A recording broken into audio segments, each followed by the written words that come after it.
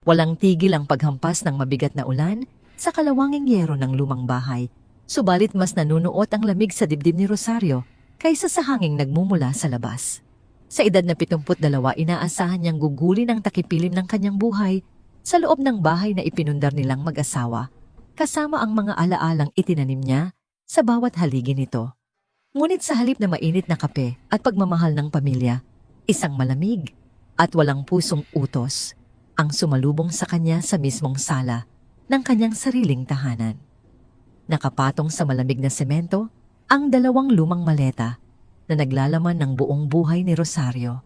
Sa harap niya ay nakatayo ang kanyang panganay na anak na si Richard. Nakasuot ito ng plansadong polo, maayos ang buhok at may tindig ng isang lalaking sanay mag-utos. 50 taong gulang na si Richard, isang tanyag na abogado sa bayan ng San Isidro na ngayon ay naghahanda para sa nalalapit na eleksyon bilang alkalde. Ngunit sa mga oras na yon, walang mababakas na paggalang sa kanyang mga mata habang nakatingin sa kanyang ina. Formal at walang emosyon ang boses ni Richard nang magsalita ito. Sinabi niyang kailangan na nitong lisanin ang pangunahing bahay bago mag-umaga. Nanginig ang mga labi ni Rosario. Tinanong niya ang sariling anak kung saan siya pupunta sa gitna ng ganito kalakas na bagyo at kung bakit kailangan niyang umalis sa bahay na ipinagawa ng yumaong si Crispin. Mula sa likuran ni Richard, lumabas ang ikalawang anak ni Rosario na si Michelle. 48 taong gulang, nakasuot ng mamahaling damit at may hawak na payong. Tiningnan ni Michelle ang kanyang ina nang may halong pandidiri at pagkainip. Ipinaliwanag ni Michelle na ibebenta na nila ang lote at ang bahay sa isang malaking negosyante mula sa Maynila. Ang perang makukuha roon ay gagamitin para punduhan ang napakamahal na kampanya ni Richard sa politika.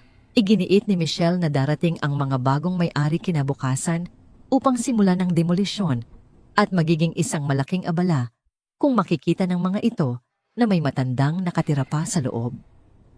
Naramdaman ni Rosario ang pag-ikot ng kanyang sikmura. Sinubukan niyang ipaalala sa kanyang mga anak ang lahat ng sakripisyo niya. Binanggit niya ang mga gabing hindi siya natulog para manahi ng mga barong at saya masiguro lamang na may pambaon sila sa eskwela at makatapos sila sa kolehiyo. Umasa siyang may natitira pang kahit kaunting utang na loob sa mga puso ng kanyang mga anak. Ngunit isang malamig na ngiti lamang ang isinukli ni Richard. Sinabi nitong matagal na nilang pinag-isipan ang sitwasyon. Ayaw nilang dalhin si Rosario sa isang bahay ampunan dahil tiyak na magiging usap-usapan iyon sa bayan. Alam ni Richard na masisira ang kanyang imahe bilang isang huwarang kandidato kung malalaman ng mga botante na itinapon niya ang sariling ina sa pasilidad para sa mga matatanda. Hindi niya hahayaang masira ang kanyang pangalan dahil lang sa issue ng kawalan ng hiya. Kaya naman, nagpa siya ang magkapatid sa isang solusyon na sa tingin nila ay pinakamadali.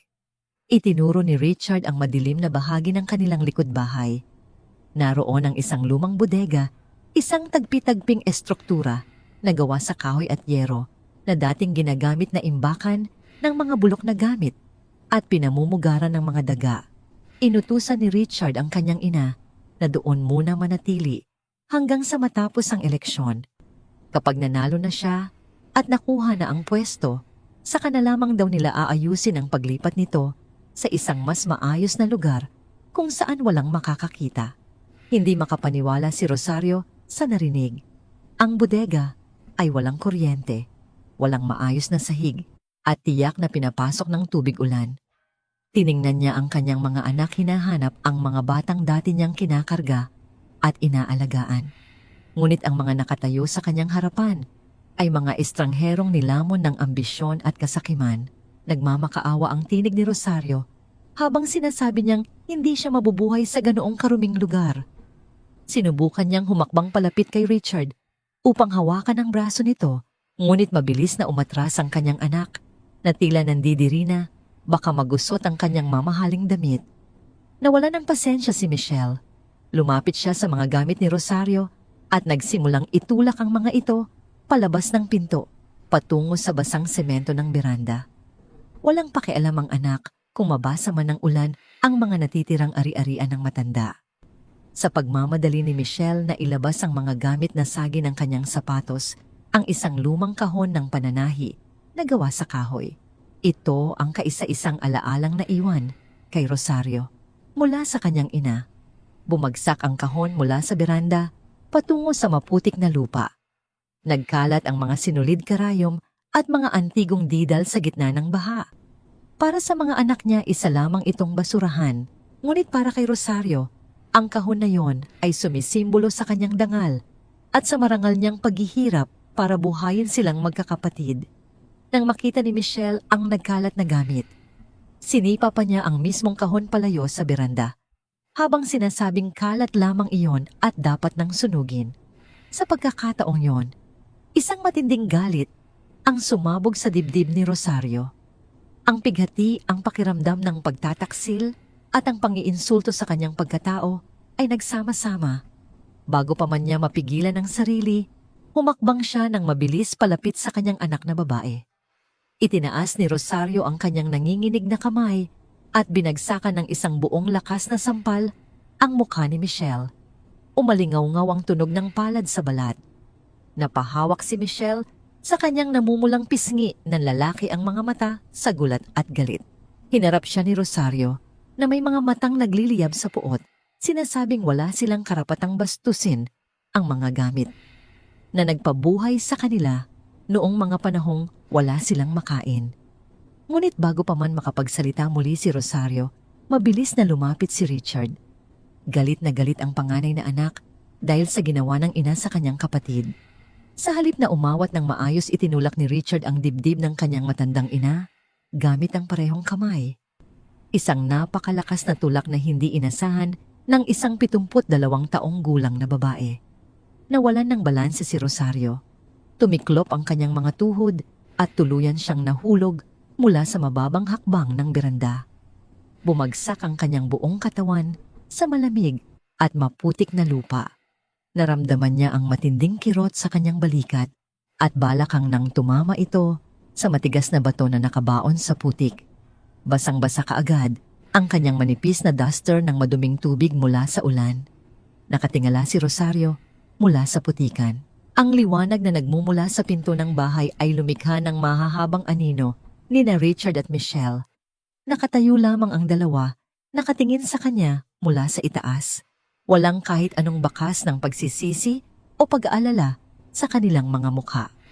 Ang mga kamay ni Richard ang mismong mga kamay na hinahawakan ni Rosario noong nag-aaral pa lamang itong maglakad ay ang siya ring nagtulak sa kanya sa putikan.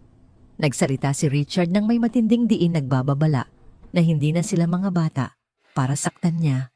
Iniutos nito na pulutin na ng matanda ang mga basura nito at pumunta na sa bodega bago pa sila tuluyang mawalan ng pasensya at ipatawag ang mga awtoridad para kaladkarin siya palabas ng compound. Pagkatapos bitiwan ang mga salitang iyon, tumalikod si Richard.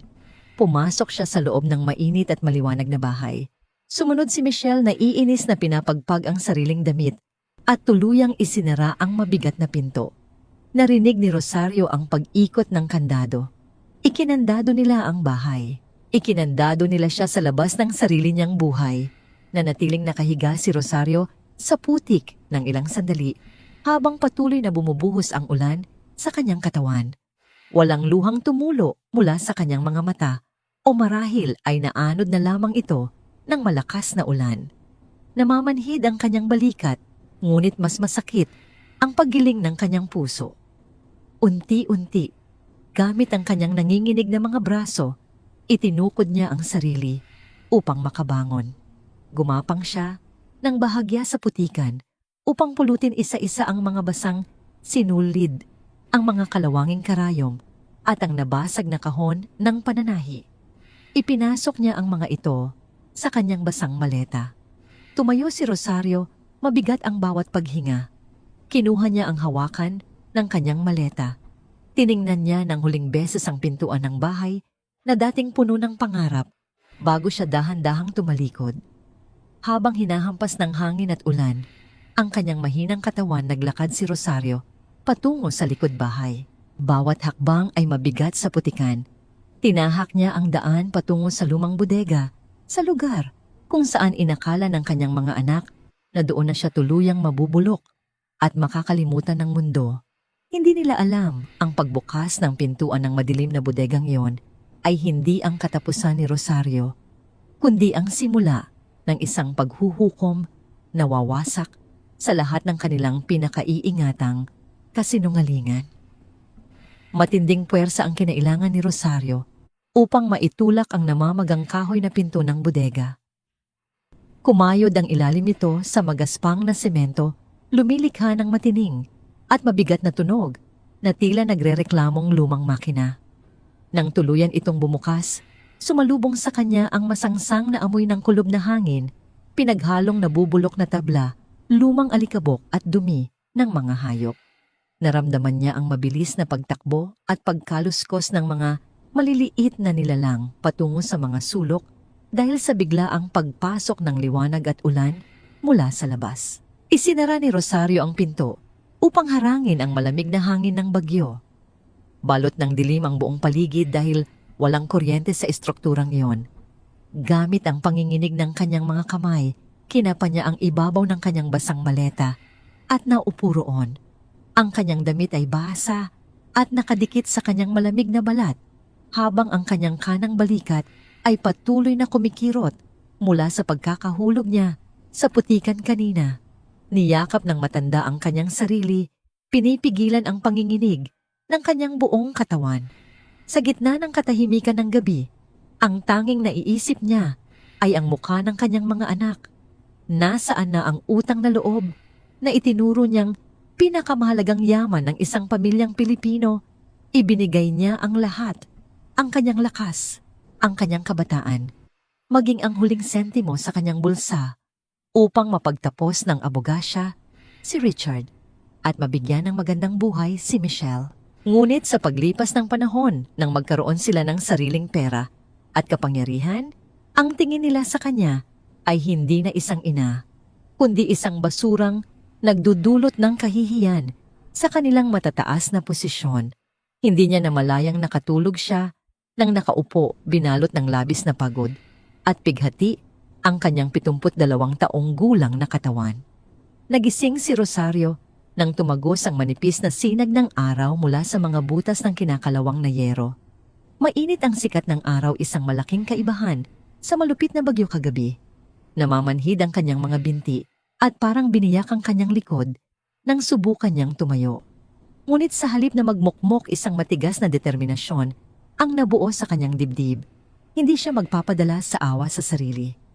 Isa siyang marangal na babae at hindi siya papayag na mamuhay sa gitna ng dumi na parang hayop, gaya ng inaasahan ng kanyang mga anak. Nagsimula siyang maglinis gamit ang isang sirang walis tingting na nakita niya sa isang tabi. Itinulak niya palabas ang mga basag na bote, mga bulok na karton at mga sirang upuan. Sa bawat pagwalis niya, nararamdaman niya ang pagbangon ng kanyang dignidad. Habang nililinis niya ang pinakadulo at madilim na bahagi ng bodega, tumama ang dulo ng walis sa isang matigas, ngunit guwang na bahagi ng sahig. Napatigil si Rosario. Ibinaba niya ang walis at lumuhod, hindi alintana ang alikabok sa kanyang damit. May isang parisukat na blok ng semento na tila nakaangat ng kaunti kaysa sa natitirang bahagi ng sahig.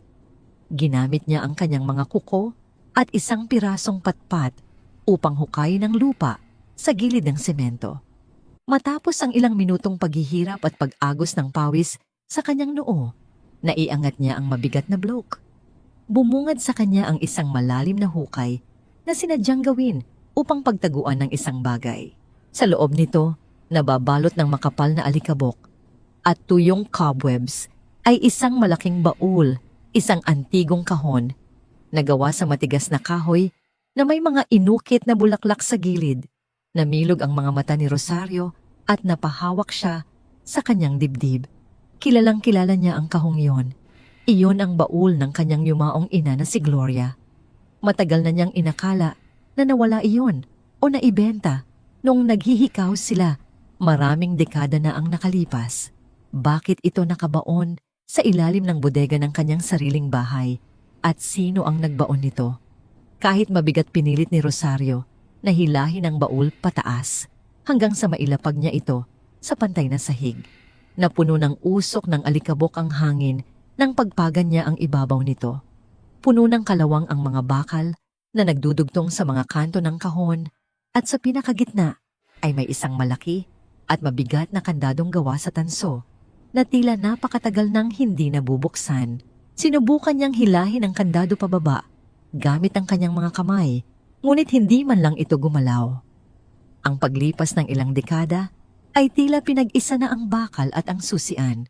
Tumingin-tingin si Rosario sa paligid ng bodega, naghahanap ng anumang bagay na makakatulong sa kanya. Sa ilalim ng isang sako ng semento, nakakita siya ng isang lumang martilyo na gawa sa purong bakal na ang hawakan ay balot ng natuyong grasa. Bumalik siya sa harap ng baul, hawak ng mahigpit ang martilyo. Itinaas niya ito at ibinagsak sa kandado. Umalingaw-ngaw ang matalim na tunog ng pag-uuntugan ng dalawang bakal sa loob ng masikip na bodega. Hindi bumigay ang kandado. Muli niya itong pinalo, mas malakas kaysa sa una. Nabiyak ang isang bahagi ng kalawang na nakabalot dito, ngunit nakasara pa rin ang makapal na trangka. Sa bawat pagtaas at pagbagsak ng martilyo, biglang sumabog ang mga emosyong kanina pa niya kinikimkim. Hindi na lamang niya sinusubukang buksan ang kahon. Inilalabas niya ang bawat hinanakit, bawat sakit, at bawat pag-aalipusta na natanggap niya.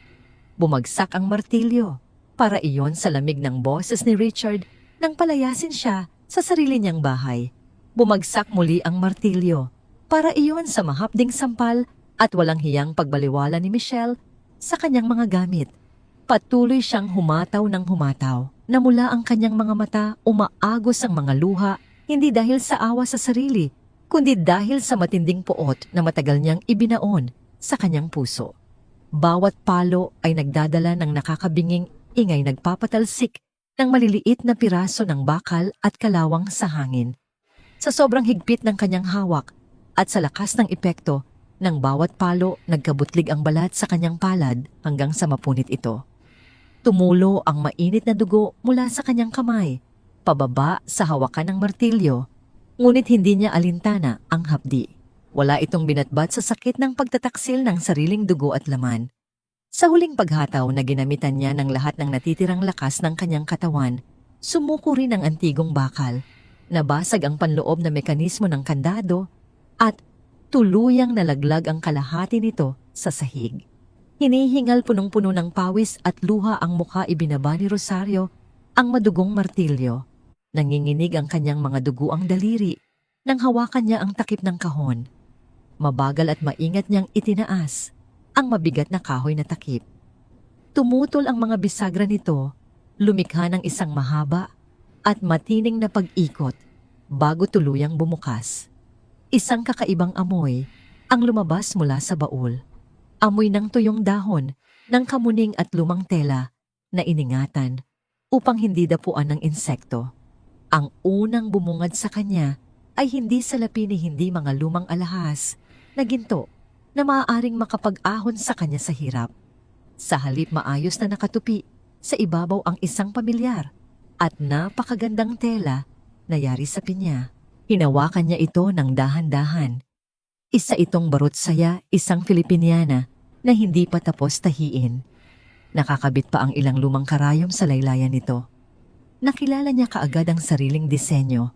Ito ang mismong damit na tinatahi niya para sa sariling kasal na hindi kailanman natuloy 40 taon na ang nakararaan. Nagsimulang tumibok ng mabilis ang puso ni Rosario. Bakit itinago ng kanyang ina ang damit na ito sa halip na itapon gaya ng napagkasunduan noon? Dahan-dahan niyang inangat ang damit. Sa ilalim ng makapal na Filipiniana, nakatago ang isang malaking manto, isang bilong, ginagamit ng mga matatandang babae kapag pumapasok sa simbahan. Ito ay nanilaw na sa paglipas ng panahon. Ngunit habang hinihila niya ang belo pataas upang suriin sa ilalim ng liwanag, biglang tumigil ang paghinga ni Rosario. Tila bumalik ang oras at sinampal siya ng isang napakalupit na bangungot na matagal na niyang ibinaon sa pinakamalalim na bahagi ng kanyang isipan. Sa gitna ng pinong borda ng lumang belo, may isang malaki at tuyong mantsa. Hindi ito dumi. Hindi ito kalawang.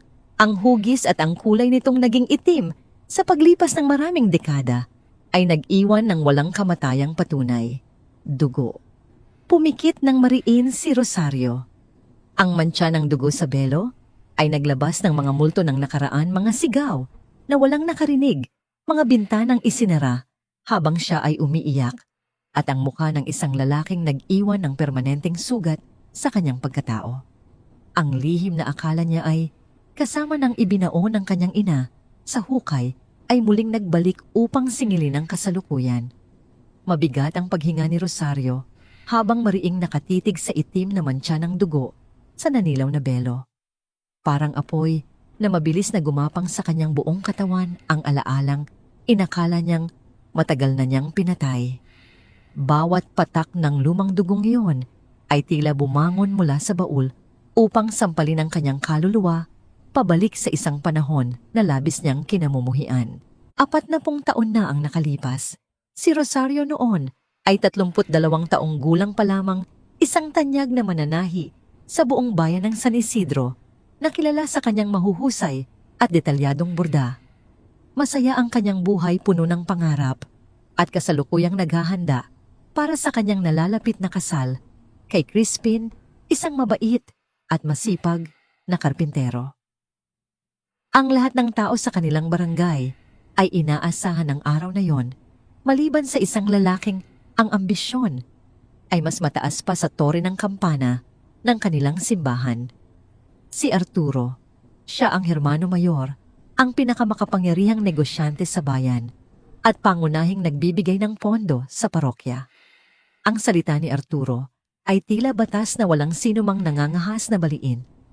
Nakasuot siya lagi ng mamahaling barong, may ngiting parang anghel sa mga tao, ngunit ang kanyang mga mata ay laging naghahanap ng kahinaan ng iba. Isang maulan na hapon niyon, ipinatawag ni Arturo si Rosario sa kanyang malaking opisina sa likod ng kumbento upang sukatan ito para sa isang bagong barong na isusuot niya sa nalalapit na kapistahan. Walang pag-aalinlangan si Rosario dahil alam niyang mahalagang kliyente ito. Ngunit nang makapasok siya at mailapag ang kanyang mga gamit sa pananahi, mabilis na isinara ni Arturo ang mabigat na pintong gawa sa nara at inikot ang kandado. Bumilis ang tibok ng puso ni Rosario nang mapansin ang pag-iba ng timpla ng mukha ng lalaki. Lumapit si Arturo hindi upang magpasukat, kundi upang hawakan ang kanyang braso ng mahigpit. Pilit na idinidikit ng lalaki ang kanyang katawan kay Rosario. Bumubulong ng mga salitang nakakaramdam siya ng init na tila bumabalot sa buong silid. Sinabi ni Arturo na kaya nitong ibigay ang lahat ng luho at pera sa mundo kung papayag lamang itong kalimutan ang karpinterong si Crispin at maging kanya. Nagpupumigla si Rosario. Pilit niyang itinulak ang matipunong katawan ng lalaki. Sinisigaw na isa siyang disenteng babae at ikakasal na siya sa susunod na buwan. Ngunit sa halip na tumigil, lalo lamang humigpit ang pagkakahawak ni Arturo sa kanyang mga balikat. Pilit nitong hinalikan ang kanyang leeg at pinunit ang manggas ng kanyang suot na blusa. Sa gitna ng takot at pagnanasang mailigtas ang sarili na kapa ni Rosario, ang matulis na gunting mula sa kanyang basket ng pananahi. Ibinangon niya ang kanyang buong lakas at iginuhit ng mabilis ang gunting patungo sa mukha ng umaataking lalaki. Ngunit hindi ang gunting ang tumama. Ang sariling mga kuko ni Rosario ang bumaon at malalim na gumuhit sa pisngi ni Arturo. Napaatras si Arturo, hawak ang kanyang dumudugong mukha habang namimilipit sa sakit at galit. Nang makita ang pagkakataon, mabilis na tumakbo si Rosario palabas ng opisina. Umiiyak na kayapak at punit ang damit, tumakbo siya sa ilalim ng ulan, pabalik sa kanilang maliit na bahay kung saan sinalubong siya ng kanyang inang si Gloria. Binalot ng inang si Gloria ang nanginginig na katawan ng kanyang anak gamit ang isang malaking manto, ang mismong belo na hawak ngayon ni Rosario. Pinunasan ni Gloria ang duguang kamay ng anak gamit ang tela. Hindi alam na ang aksyong yon ay magiging pinakamahalagang piraso ng ebidensya sa hinaharap.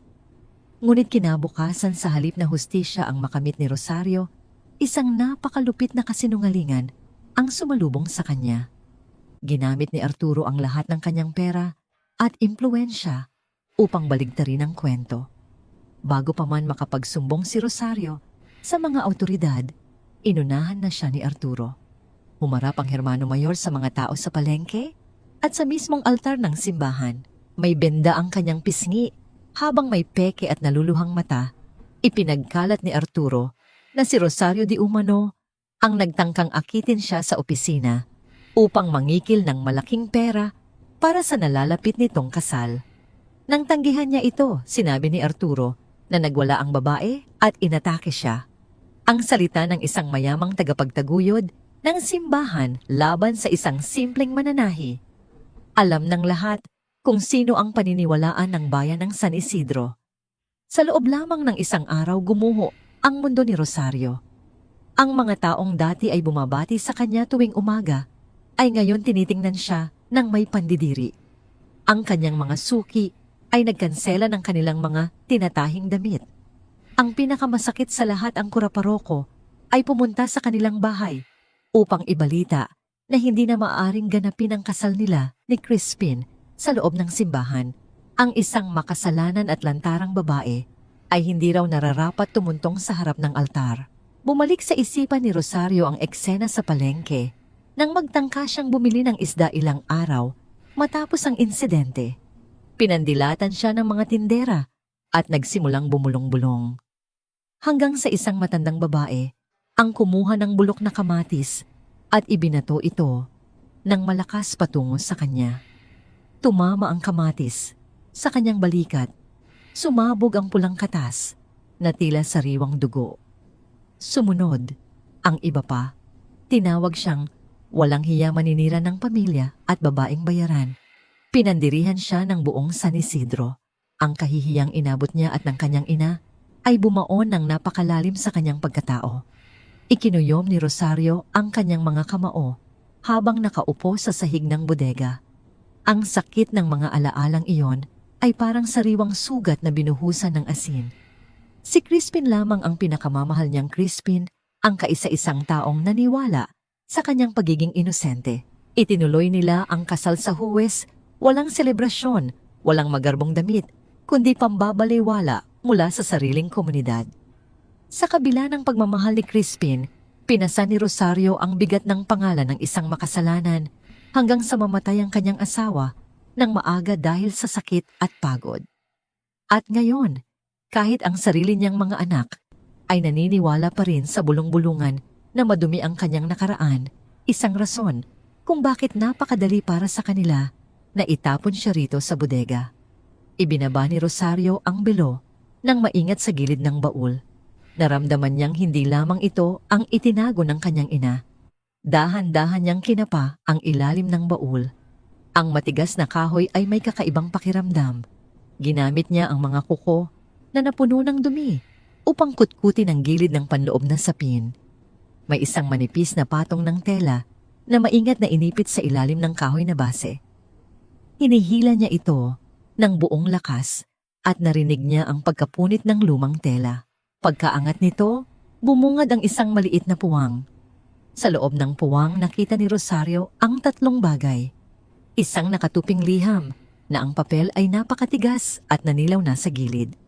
Sa ilalim nito ay may isang sobrang naglalaman ng mga lumang dokumento ng simbahan. At ang pinakahuli na nagpatigil sa kanyang paghinga ay isang lumang uri ng tape na inilalagay sa mga lumang radyo, isang cassette tape na napapalibutan ng manipis na plastik upang hindi pasukan ng amag. Hinawakan niya ang cassette tape na parang isang napakamahalagang hiyas. Alam niyang noong panahon na yon, bihira lamang ang may kakayahang mag-record ng boses.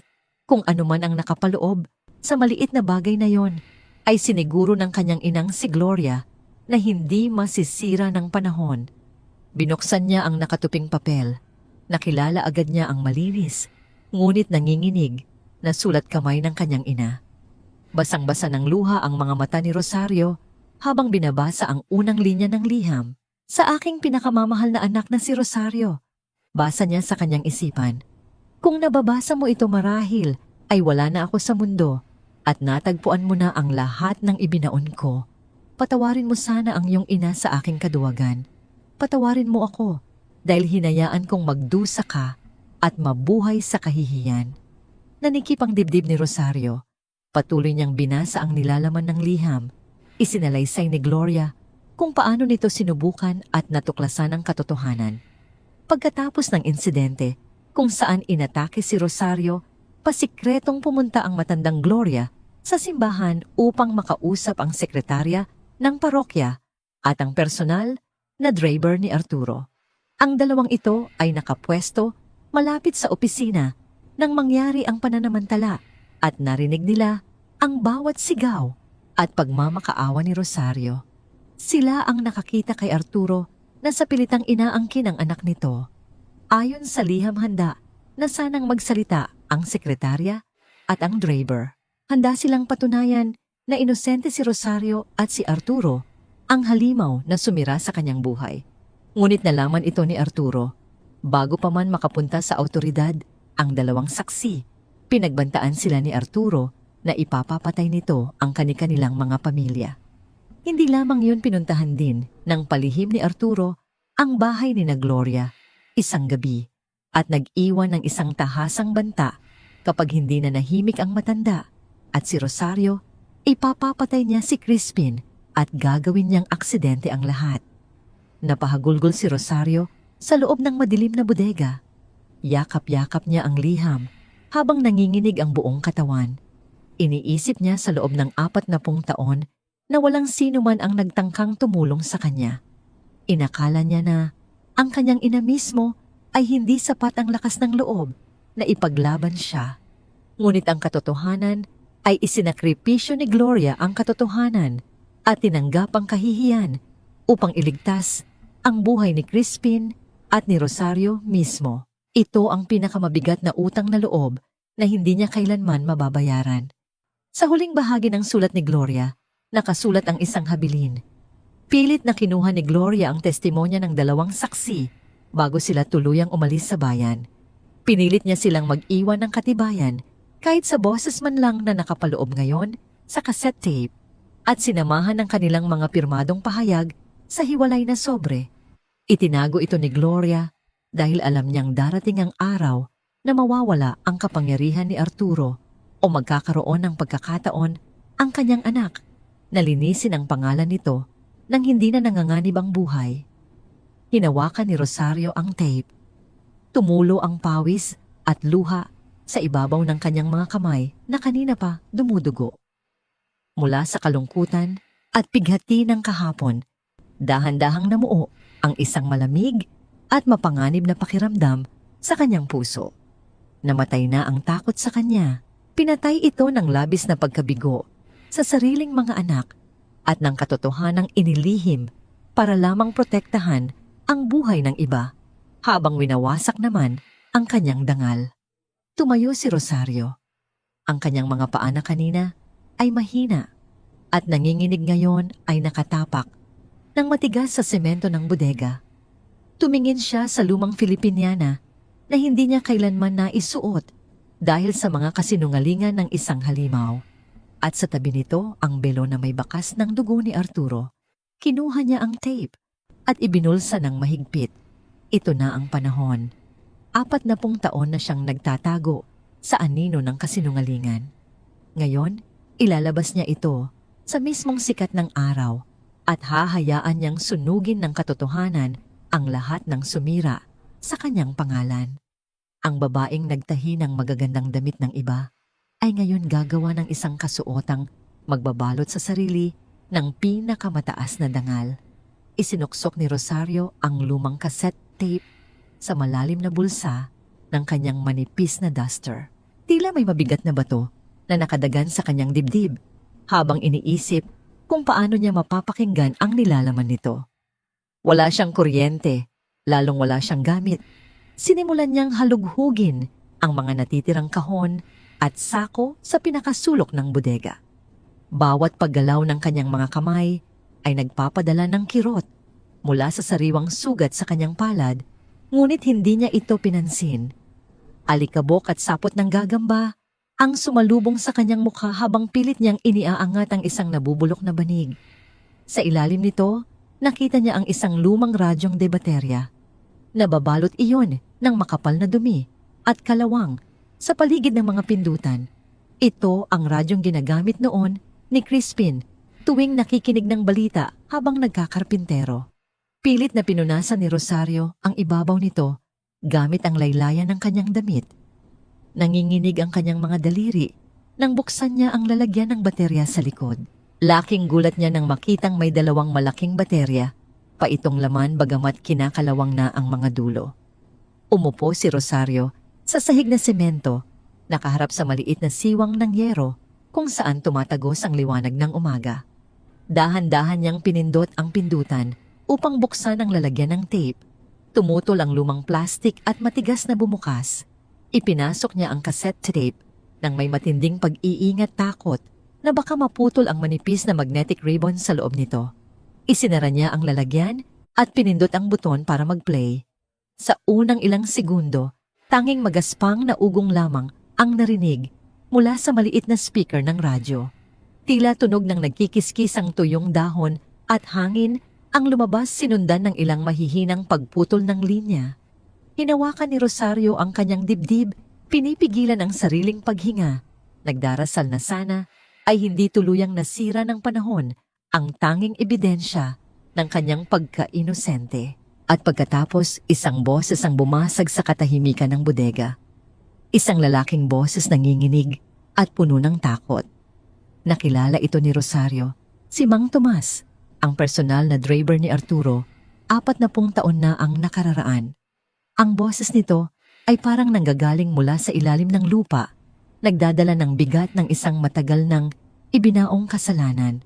Ayon sa boses sa tape, naroon si Mang Tomas sa labas ng opisina noong hapong iyon. Malinaw niyang isinalaysay kung paano niya narinig ang pagmamakaawa ni Rosario. Narinig niya ang pagpupumiglas, ang pagbagsak ng mga silya, at ang malinaw na pagtanggi ng dalaga habang pilit itong inaangkin ng kanyang amo.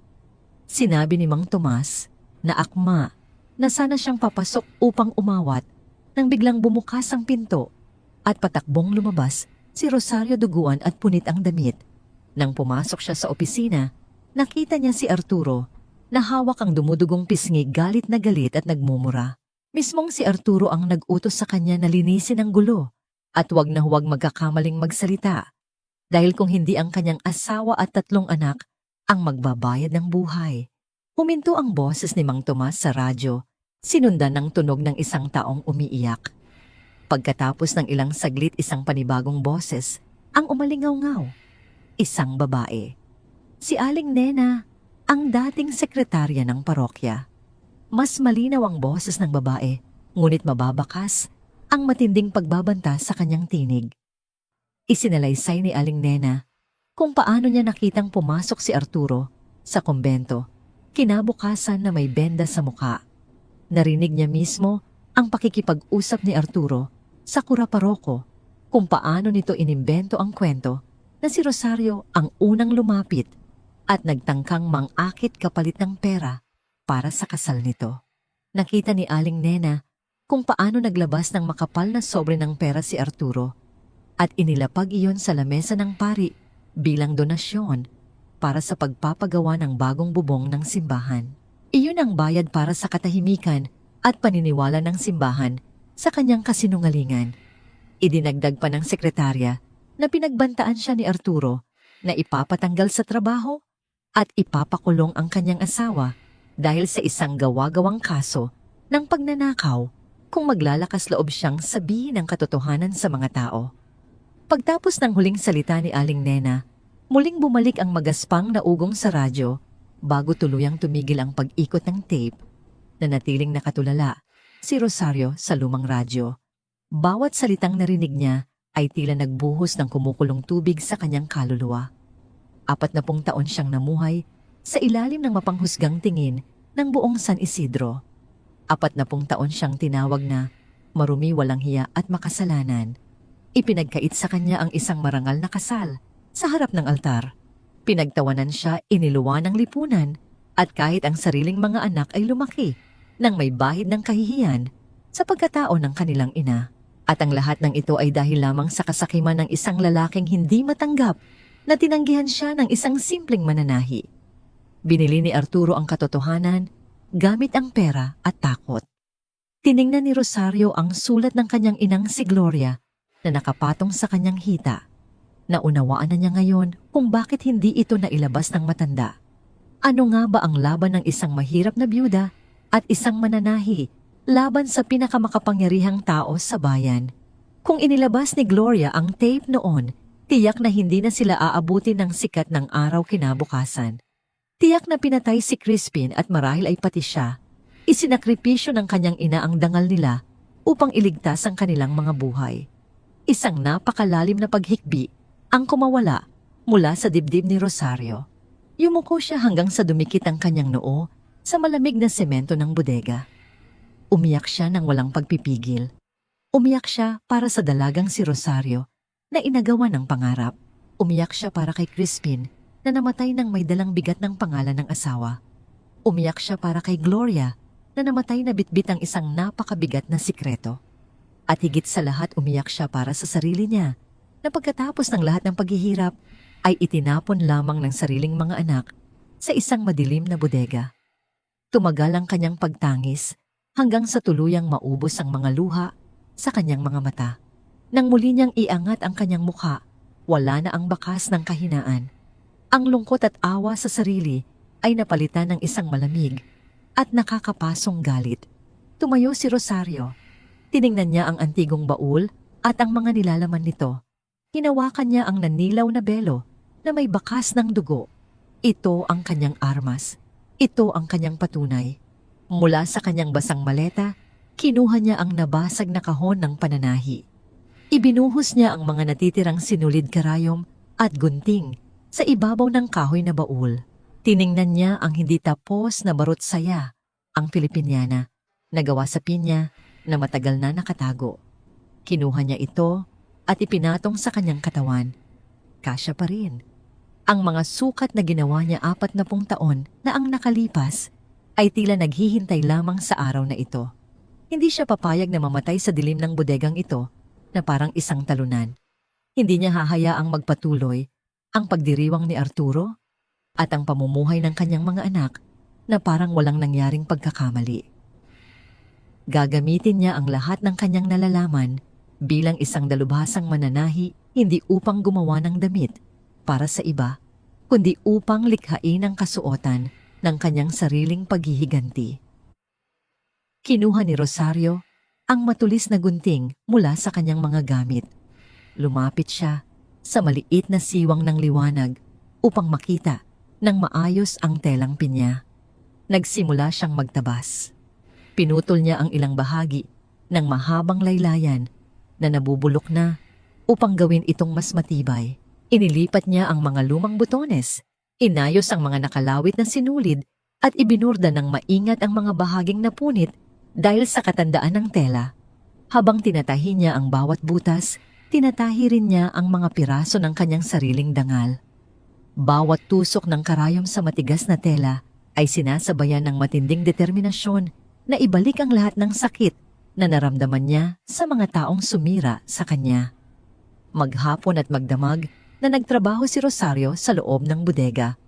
Kahit na kumakalam ang kanyang sikmura at kumikirot ang kanyang mga buto sa lamig, hindi siya tumigil. Binago niya ang disenyo ng damit. Mula sa isang kasuotan para sa isang inosenteng nobya, ginawa niya itong isang damit ng isang palaban na reyna, matapang marangya at nagdadala ng bigat ng kasaysayan. Nang matapos ang kanyang ginagawa, itinaas niya ang damit upang tingnan ito sa ilalim ng liwanag na nagmumula sa buwan na tumatagos sa butas ng yero. Ang Filipiniana ay tila nabuhay muli. Handa na siya. Kinuha niya ang cassette tape, ang bilong may dugo, at ang mga liham ng testimonya at maingat na inilagay ang mga ito sa loob ng isang lumang abanico pouch na nakasabit sa baywang ng damit. Tumingin si Rosario sa labas ng bodega. Araw na ng linggo bukas. Araw ng kapistahan ng San Isidro. Alam niyang lahat ng makapangyarihang tao sa bayan, pati na ang kanyang mga anak, at ang mismong si Arturo ay magtitipon sa plaza para sa malaking selebrasyon. Isang manipis, ngunit mapanganib ng ngiti ang gumuhit sa mga labi ng matanda. Inayos niya ang pagkakatupi ng damit bago mahiga sa malamig na semento upang ipahinga ang kanyang katawan. Kailangan niya ng lakas para bukas, sapagkat kinabukasan ng babaeng itinapon nila sa dilim ay maglalakad pabalik sa liwanag upang sunugin ang kanilang mga trono.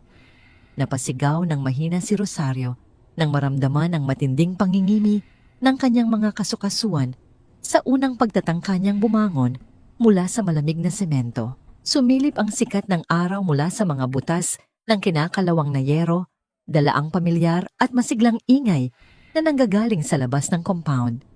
Araw iyon ng Linggo, ang araw ng pistang bayan ng San Isidro. Mula sa malayo rinig ni Rosario ang masayang tugtugin ng banda ng musiko na umiikot sa buong bayan. Ang tunog ng mga tambol at trompeta ay sumasabay sa mainit na hangin, nagdadala ng amoy ng litsong baboy, matamis na kakanin, at napritong lumpia na inihahanda ng bawat kabahayan. Para sa karamihan araw ito ng pagdiriwang at pasasalamat. Ngunit para sa matandang babaeng nakakulong sa madilim na bodega, ang araw na ito ay araw ng paghuhukom. Nanghina man ang katawan dahil sa gutom at ginaw ng magdamag, pinilit ni Rosario na itayo ang sarili. Nagsimula siyang mag-ayos. Gamit ang isang basag na salamin na nakita niya sa tumpok ng mga basura, pinunasan niya ang sariling muka gamit ang basang panyo. Inalis niya ang mga natuyong putik sa kanyang pisngi at leeg. Tiningnan niya ang kanyang refleksyon, isang mukhang ginuhitan ng malalalim na kulubot dahil sa 40 taon ng pag-aalipusta at paghihirap, ngunit may mga matang nagliliyab sa panibagong tapang. Maingat niyang inilabas mula sa baul ang Filipiniana na buong magdamag niyang inayos. Ang telang pinya bagamat may bahagyang paninilaw, dulot ng panahon ay nananatiling matigas at marangya. Isinuot niya ito ng dahan-dahan, tinitiyak na walang mapupunit na tahi. Pinasadahan niya ng kanyang dugo ang mga daliri, ang malalaking manggas na hugis kampana, at ang ibinurdang mga bulaklak sa laylayan na siya mismo ang nagdisenyo noon para sana sa kanyang kasal. Nang maisuot niya ang damit, tila na balot ang kanyang buong pagkatao ng isang hindi nakikitang baluti ng dignidad. Inayos niya ang kanyang puting buhok, pinusod ito ng mahigpit sa likod ng kanyang batok gamit ang ilang lumang aspile. Sa huli kinuha niya ang sobre ng mga liham, ang lumang cassette tape at ang nanilaw na belo na may mantsa ng dugo. Itiniklop niya ang mga ito ng maayos at isinuksok sa isang abanico pouch na isinabit niya sa kanyang baywang.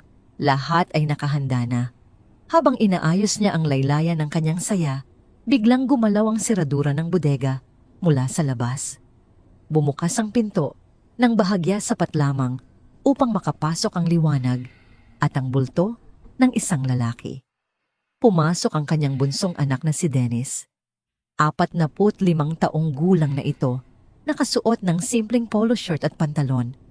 Hindi tulad ng matapang at ambisyosong si Richard o ng mapagmataas na si Michelle, si Dennis ang laging nakayuko, laging sunod-sunuran sa kanyang mga nakatatandang kapatid. Siya ang anak na laging umiiwas sa gulo at mas pinipiling manahimik kahit alam niyang may mali. Palingalinga si Dennis sa paligid ng bodega, bakas ang pandidiri sa kanyang mukha habang tinitingnan ng dumi at sapot ng gagamba. May hawak siyang isang maliit na lalagyan ng pagkain na yari sa plastik. Nang mapansin niya ang kanyang ina, napatigil siya sa paghakbang. Nanlaki ang mga mata ni Dennis nang makita si Rosario na nakatayo ng tuwid suot ang isang napakagandang lumang Filipiniana. Hindi ito ang larawan ng isang talunang matandang inaasahan niyang makita. Lumapit si Dennis nang may pag-aalangan, inilalahad ang hawak na pagkain. Sinabi nito na nagdala siya ng tirang almusal mula sa bahay dahil alam niyang hindi pa kumakain ang kanyang ina mula kagabi.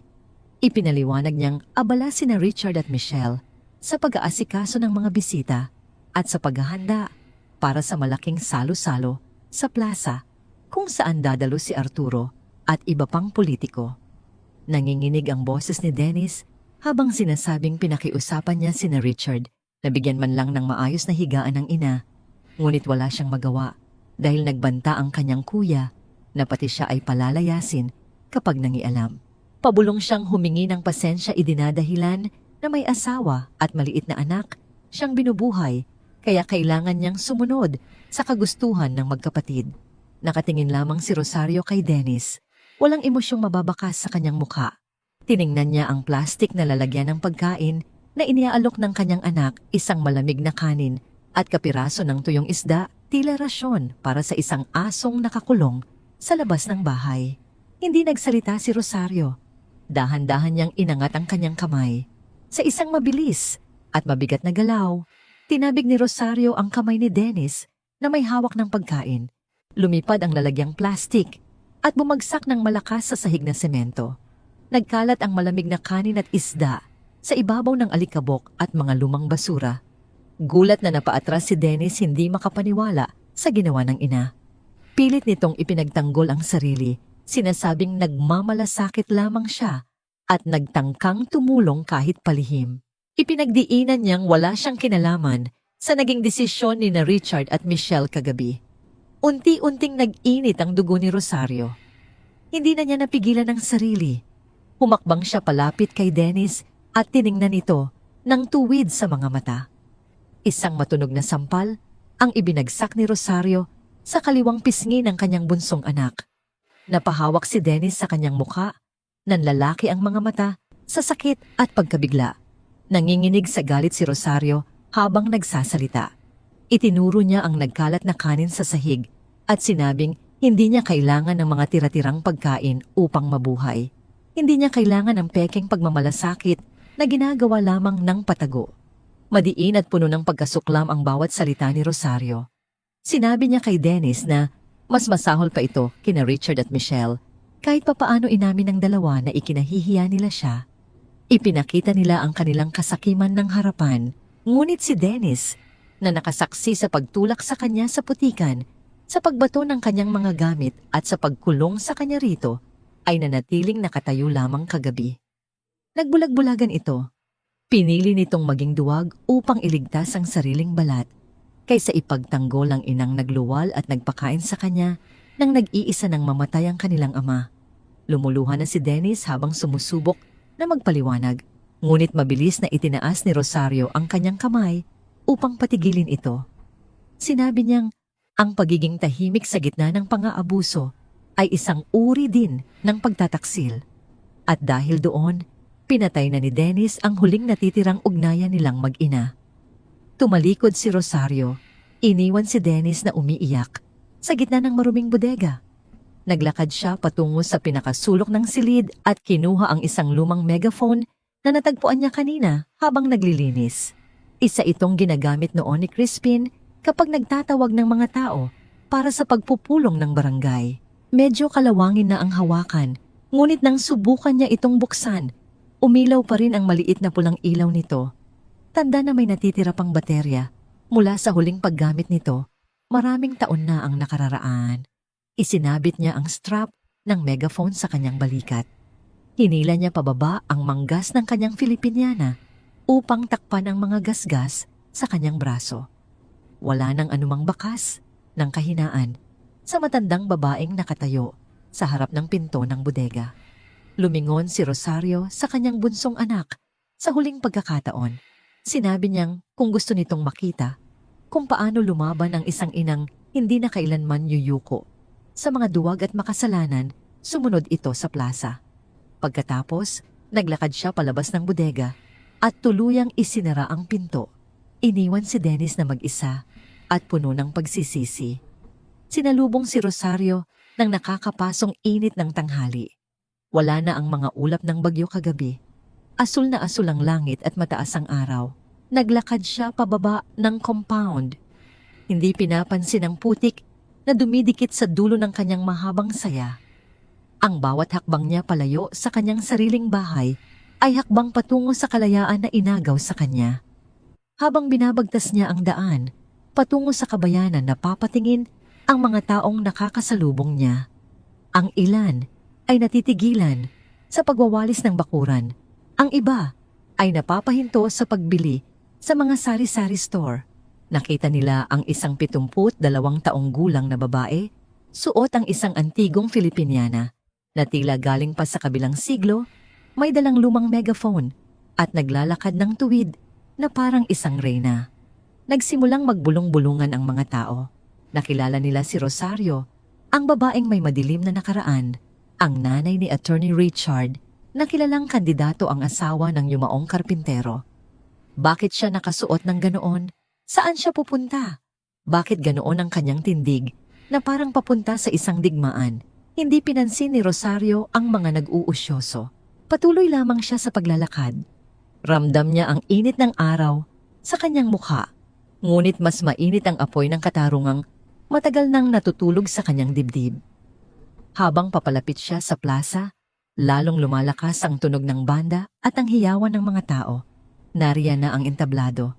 Nariyan na ang mga taong nagsakdal sa kanya nang walang ebidensya. At naroon din ang halimaw na sumira sa kanyang buhay. Dumating na ang araw ng paniningil.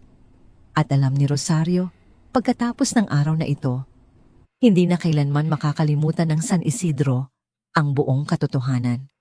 Nagsabog ng matitingkad na kulay sa asul na kalangitan ang mga paputok na isinaboy mula sa isang sulok ng plaza.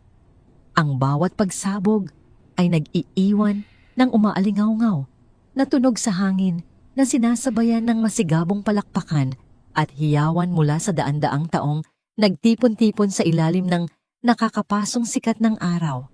Siksikan ang mga tao sa gitna ng plaza.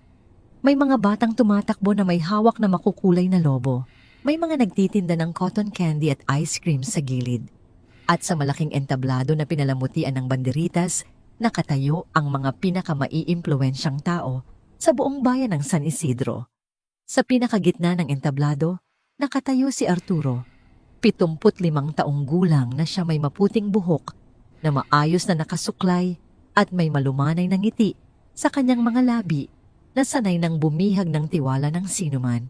Siya ang kinikilalang haligi ng komunidad, ang matulunging negosyante, ang taong laging nagbibigay ng malaking donasyon sa simbahan. Hawak niya ang mikropono at sa tabi niya ay nakatayo ang kasalukuyang alkalde ng bayan. Pinupuri ng alkalde si Arturo para sa kanyang walang katapusang pagmamahal sa Diyos at sa bayan. At ipinapahayag na ito ang magiging panauhing pandangal para sa pagdiriwang ng kapistahan ngayong taon. Sa ibaba ng entablado, abalang-abala naman sina Richard at Michelle sa pag-aasikaso ng mga bisita. Si Richard na nakasuot ng plansadong puting barong ay nakikipagkamay sa mga kapitan ng barangay at sa mga miyembro ng konseho ng bayan. Bawat ngiti niya ay kalkulado, bawat tapik sa balikat ay may halong ambisyon. Malapit na ang eleksyon at sinisiguro niyang makikita ng lahat na siya ang manok ng pinakamakapangyarihang tao sa San Isidro. Si Michelle naman na nakasuot ng mamahaling bestida ay abala sa pakikipag-usap sa mga asawa ng mga negosyante. Ang bawat salita niya ay matamis, ngunit may bahid ng pagmamataas na tila sinasabing mas mataas na ang antas ng kanilang pamilya kaysa sa iba. Mula sa kabilang dulo ng plaza sa gitna ng siksikan ng mga tao, dahan-dahang naglakad si Rosario. Bawat hakbang niya ay mabigat, tila hinihila ng bigat ng 40 taon ng pagdurusa. Ngunit ang kanyang tindig ay tuwid at matatag. Ang suot niyang antigong Filipiniana na ang kulay ay tila sinag ng umaga ay kapansin-pansin sa gitna ng makabagong kasuotan ng mga tao. Unang nakapansin sa kanya ang mga matatandang babaeng nakaupo sa mga plastik na upuan sa ilalim ng isang malaking puno ng akasya. Napatigil sila sa pagkukwentuhan at napatingin sa papalapit na matanda. Nag-umpisa ang bulungan. Ang bawat bulong ay tila maliit na alon na dahan-dahang kumakalat sa buong karagatan ng mga tao. Si Rosario ba yan? Ang asawa ni Crispin, bulong ng isang babae sa katabi. Oo, siya nga. Anong ginagawa niya rito? At bakit ganyan ang suot niya? Parang multo mula sa nakaraan, sagot ng isa pa. Hindi pinansin ni Rosario ang mga bulong. Diretso lamang ang kanyang tingin sa entablado kung saan patuloy na nagsasalita ang alkalde. Nagpatuloy siya sa paglalakad. Ang mga taong dating nakaharang sa kanyang daan ay kusang tumatabi, nagbibigay ng espasyo na parang hinihiwa niya ang siksikang dagat ng mga tao. May halong pagtataka, pagkausyoso, at bahagyang takot sa kanilang mga mata habang tinitingnan nila ang isang babaeng matagal na nilang inakala na yumuko na sa kahihiyan. Naramdaman ni Richard ang pagbabago sa ingay ng paligid. Napansin niya ang biglaang pagtahimik ng ilang grupo ng mga tao at ang pagturo ng kanilang mga daliri sa isang direksyon. Sinundan niya ang kanilang tingin at nanigas siya sa kinatatayuan. Ang dugo sa kanyang katawan ay tila bumaba lahat sa kanyang mga paa. Nang makita niya ang kanyang ina, suot ang isang kakaibang damit at dahan-dahang naglalakad palapit sa entablado. Mabilis niyang siniko si Michelle at itinuro ang kanilang ina. Napahawak sa bibig si Michelle. Ang pagkainis at galit ay mabilis na gumuhit sa kanyang mukha. Ano ang ginagawa ng matandang yun dito? Hindi ba dapat ay nakakulong lamang siya sa bodega? Bakit siya gumagawa ng eksena sa pinakamahalagang araw para sa kampanya ng kanyang kapatid? Mabilis na nagbigay ng senya si Richard sa dalawang malalaking lalaking nakasuot ng puting polo shirt, ang kanyang mga personal na security guard para sa kampanya. Inutusan niya silang harangin ang matanda at ilayo ito sa entablado nang walang gumagawa ng ingay. Kailangan nilang pigilan ang anumang eskandalo bago pa man ito makarating sa mga mata ni Arturo at ng media. Mabilis na kumilos ang dalawang security guard. Malalaki ang kanilang mga hakbang habang tinatawid ang espasyo sa pagitan nila at ni Rosario. Huminto sila sa harap ng matanda. Hinaharangan ang daan nito patungo sa paanan ng entablado. Formal, ngunit may diin ang boses ng isang guard. Sinabi nitong bawal dumaan sa lugar na yon dahil nakareserba ito para sa mga VIP. Inutusan nito si Rosario na bumalik na lamang sa kabilang bahagi ng plaza at manood doon. Ngunit hindi natinag si Rosario. Tiningnan niya ang dalawang lalaking mas malaki pa sa kanya nang walang kahit anong takot. Kalmado ang kanyang boses nang sinabi niyang may kailangan siyang iabot sa panauhing pandangal na si Ginoong Arturo. Isang bagay daw na matagal na nitong pag-aari na kailangan ng isauli.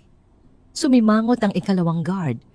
Mas matigas ang kanyang boses nang sinabi niyang kung may gusto itong sabihin, kailangan muna itong dumaan sa kanila. Pilit nitong hinawakan ang braso ni Rosario upang hilahin ito palayo, ngunit mabilis na iniiwas ng matanda ang kanyang kamay. Nakikita ni Rosario ang isang mahabang lamesa sa kanyang kanan na puno ng mga inumin para sa mga bisita.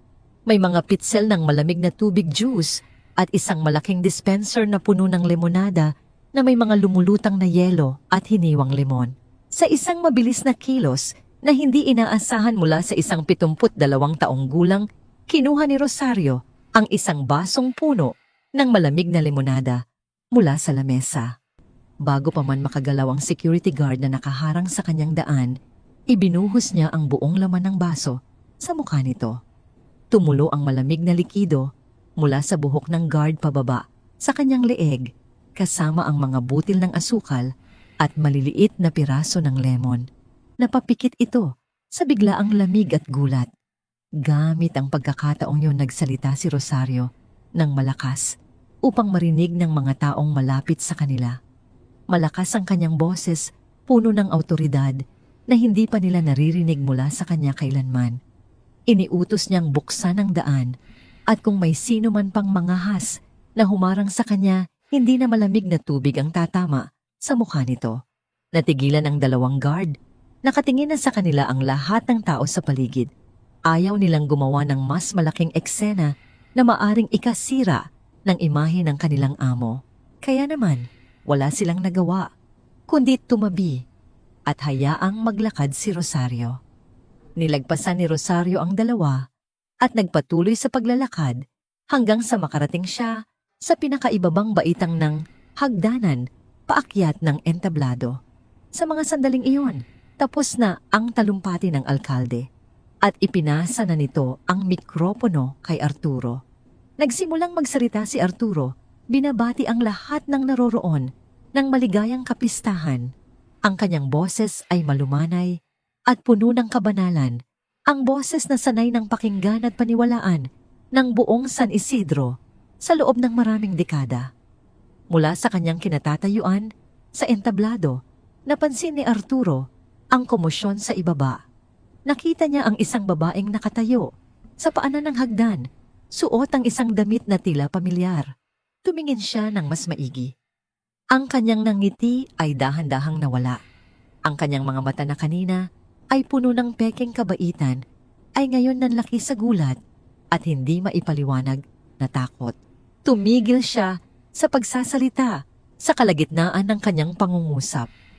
Naramdaman ng lahat ng tao sa plaza ang biglaang pagbabago sa atmosfera.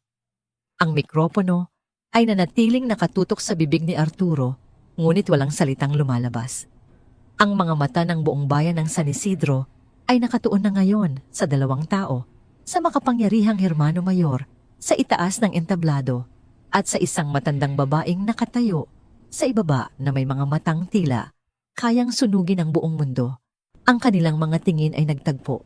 Para kay Arturo, para siyang nakakita ng isang multo. Isang multong bumangon mula sa hukay upang singilin ang isang utang na 40 taon nang hindi nababayaran. Ang nangiti sa kanyang mukha ay tuluyang naglaho. Pinalitan ito ng isang malamig na maskara ng pagkabigla.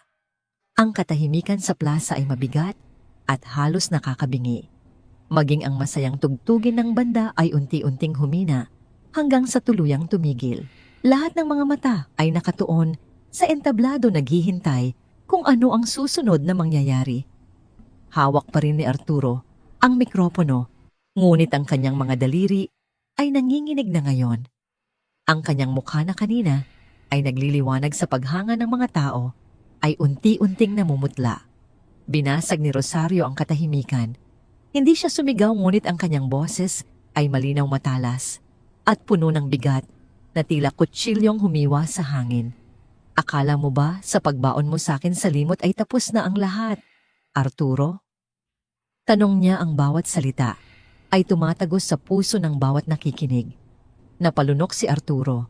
Sinubukan niyang ibalik ang kanyang peking ngiti at awtoridad. Itinaas niya ang kanyang kamay na parang isang mapagkalingang lider na nakikipag-usap sa isang nalilitong miyembro ng komunidad. Malumanay ngunit pilit ang kanyang boses nang magsalita siya sa mikropono. Pilit niyang tinawag sa pangalan ng babae at sinabing marahil ay naliligaw ito o nalilito. Sinabi pa nitong ang init ng araw ay maaaring nakakasama sa kalusugan ng mga matatanda. Iminungkahi niyang dalhin na ito ng mga security guard sa isang mas lilim na lugar upang makapagpahinga. Ito ay isang tahasang pagpapahiwatig na si Rosario ay wala sa tamang pag-iisip. Mabilis na bumaba si Richard mula sa gilid ng entablado, pulang-pula ang muka sa galit at hiya. Nilapitan niya ang kanyang ina, pabulong ngumubano ngunit may diin ang bawat salita. Sinabi nitong itigil na ang kahibangang ito dahil sinisira niya ang pinakamahalagang araw para sa kanyang karera. Nagbanta siyang kakaladkarin niya ito palabas kung hindi ito aalis ng kusa. Ngunit hindi natinag si Rosario. Tiningnan niya ang kanyang panganay na anak na may halong awa at pagkasuklam. Pagkatapos muli niyang itinuon ang kanyang pansin kay Arturo. Hindi ako nalilito, Arturo. Pagpapatuloy niya, mas malakas na ngayon ang kanyang boses. Sa katunayan, ngayon lang naging ganito kalinaw ang lahat sa akin pagkatapos ng 40 taon. Mula sa abanico pouch na nakasabit sa kanyang baywang, inilabas ni Rosario ang isang bagay. Itinaas niya ito ng mataas upang makita ng lahat. Ang naninilaw na belo. Sa ilalim ng sikat ng araw, kitang-kita ang itim na mantsa sa gitna ng pinong burda. Natatandaan mo ba ito, Arturo? Tanong ni Rosario.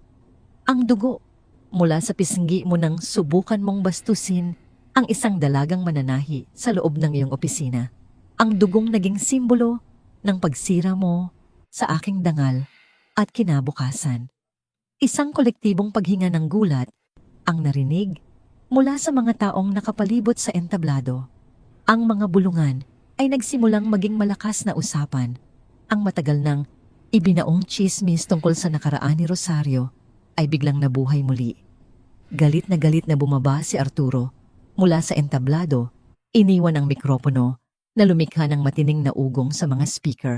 Mabilis ang kanyang mga hakbang, balak niyang agawin ang belo mula sa kamay ni Rosario at patigilin ito bago pa man may masabi. Ngunit handa si Rosario.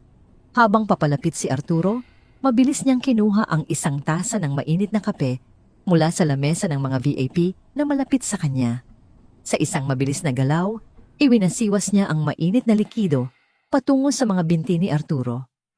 Napasigaw si Arturo sa sakit nang tumama ang kumukulong kape sa kanyang balat sa ilalim ng manipis na tela ng kanyang pantalon. Napaatras siya, hawak ang nasusunog na binti.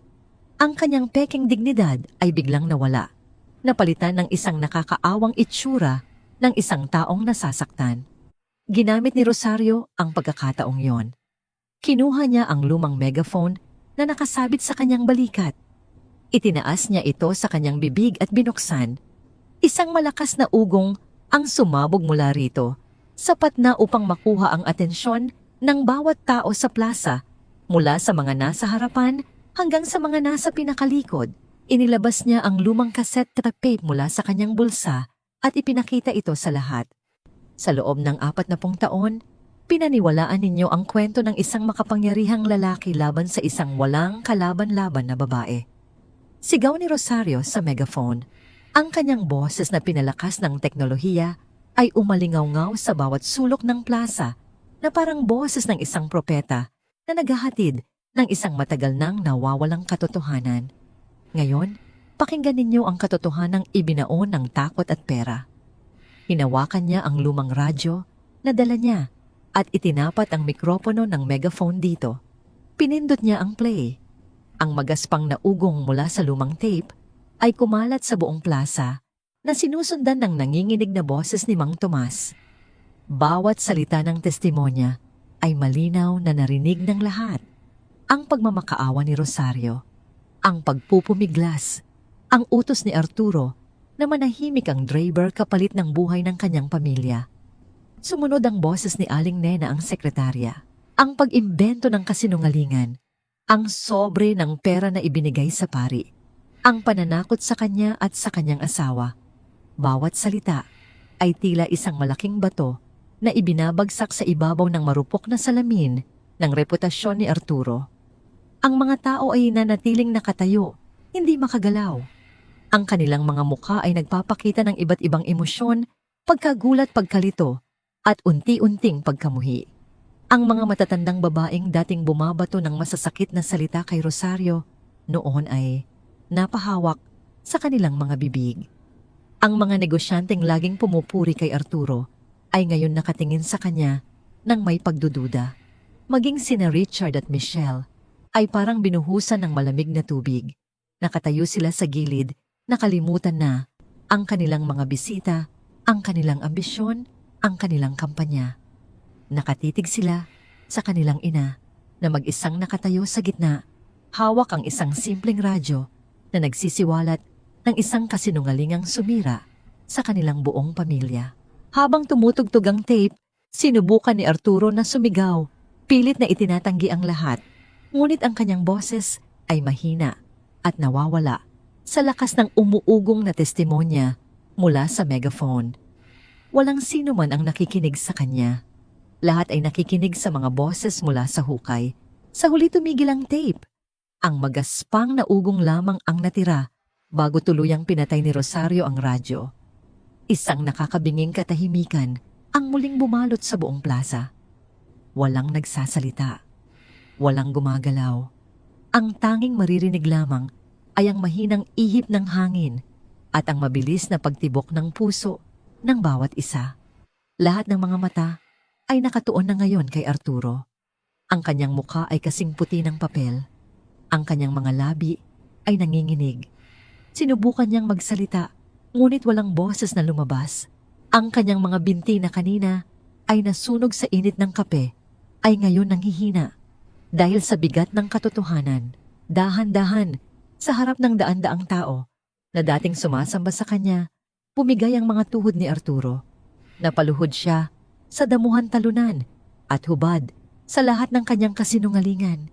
Itinutok ni Rosario ang megaphone sa kanyang bibig sa huling pagkakataon. Ang kanyang boses ay kalmado na ngayon, ngunit may bigat na parang isang hatol. Ito ang katotohanan, sabi niya. At ang katotohanan, gaano man katagal ibaon, ay palaging hahanap ng paraan upang lumabas sa liwanag. Pagkatapos noon, ibinaba niya ang megaphone. Ang laban ay tapos na. Ang katotohanan ay lumabas na. At sa pagbagsak ng isang halimaw isang reyna, ang muling nabuhay mula sa mga abo ng nakaraan. Ang katahimikan na bumalot sa plaza, pagkatapos ng pagsisiwalat ay hindi nagtagal. Tila isang napakalaking dam na gawa sa salamin ang biglang nabasag. Mula sa pagkabigla sumabog ang isang malakas na ugong ng mga nag-uusap-usap na tao. Ang mga bulungan ay naging hayagang sigawan. Ang mga tingin ng paghanga na dating nakatuon kay Arturo ay napalitan ng tingin ng matinding pandidiri at pagkamuhi. Sinungaling, sigaw ng isang matandang lalaki mula sa karamihan. Sumunod ang iba pa. Ang mga salitang mapagkunwari, demonyo at walang hiya ay umalingaw-ngaw sa buong plaza. Bawat isa ay tila batong ipinupukol sa nakaluhod na si Arturo. Ilang kabataan ang kumuha ng mga balat ng saging at basyong bote ng soft drinks mula sa mga basurahan at nagsimulang ibato ang mga ito sa entablado. Tumama ang isang basurahan sa likod ni Arturo, nagpakalat ng mga dumi sa kanyang mamahaling puting damit.